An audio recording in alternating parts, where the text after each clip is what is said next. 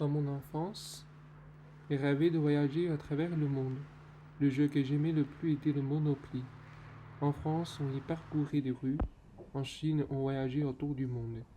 Il permettait d'aller en France, en Italie, en Espagne, aux États-Unis 成语怎么办？我给你吗？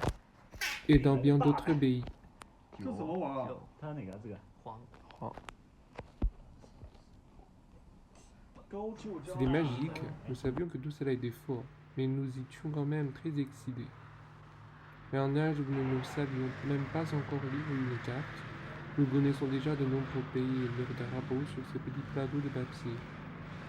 Ce jeu parlait aussi d'argent, de la chance et de destin autour de la table. Ça fait 12 000, plus les 2 000 de tout à l'heure. Je sais. On répète pas plus les 2000 de tout à l'heure à chaque fois. T'énerve pas, c'est un jeu.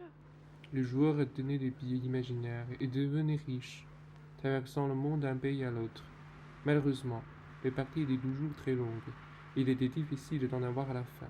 Comme dans la vie, on ne tombe pas dans l'enfer d'un seul coup et on ne devient pas milliardaire du jour au lendemain. Il y avait tout type de cartes particulièrement mystérieuses, les cartes de chance et les cartes caisses de communauté. On était toujours en à l'idée de les tirer. Ces cartes décrivaient des situations très concrètes, un accident de voiture, un vol sanctionné par une amende, ou au contraire un camp à la loterie, des événements heureux ou malheureux. Avant de retourner la carte, on ne savait jamais ce qu'il allait arriver. En réalité, personne ne sait ce que demain nous réserve. Dans mes souvenirs d'enfance, je n'ai presque jamais terminé une partie entière, par malchance ou parce que je tombais sur le terrain des autres et ne pouvais pas payer les loyers élevés. Je faisais faillite trop tôt. Au fond, je n'avais sans doute aucun talent pour les affaires. Comme dans beaucoup de jeux collectifs, nous aimions observer les visages des autres joueurs, voir la joie après un coup de chance ou la frustration après un mauvais tirage. Au fil de la partie, les expressions devenaient de plus en plus intenses. Le destin changeait à chaque lancer de dés, tout en avançant inévitablement vers une issue définitive, comme dans la vie, où chaque décision, volontaire ou non, finit par tracer un chemin, pierre après pierre. La seule victoire dont je me souviens date d'il y a 2 ans. 3 étudiants adultes seraient sur un petit lit d'hôtel, jouant pendant 3 heures.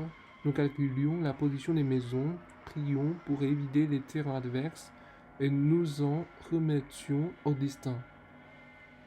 À la fin, la carte était remplie de constructions. Certains quartiers étaient devenus mortels. Y poser le pied signifiait la faillite immédiate. Dans ces conditions, entrer en prison ou rester bloqué sur le parking pendant quelques tours devenait presque une chance.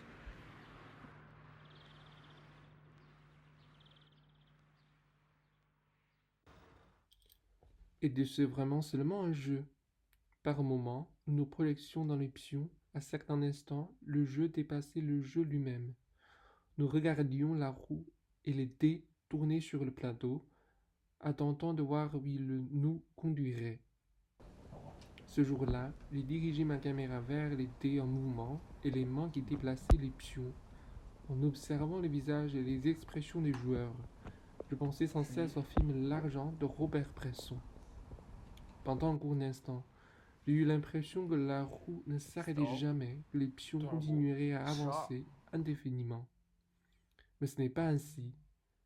La roue finit toujours pour s'arrêter, et les gens finissent, eux aussi, par s'arrêter.